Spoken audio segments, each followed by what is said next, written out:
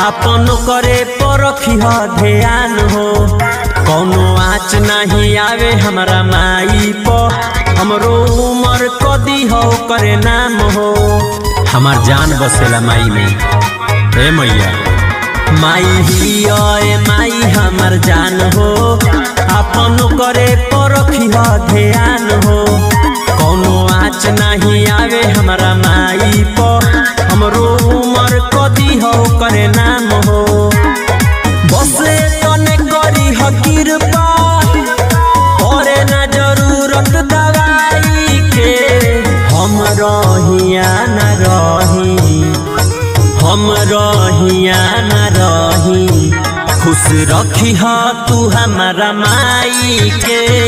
हम रहिया ना रही, खुश रखिह तू हमारा माई के।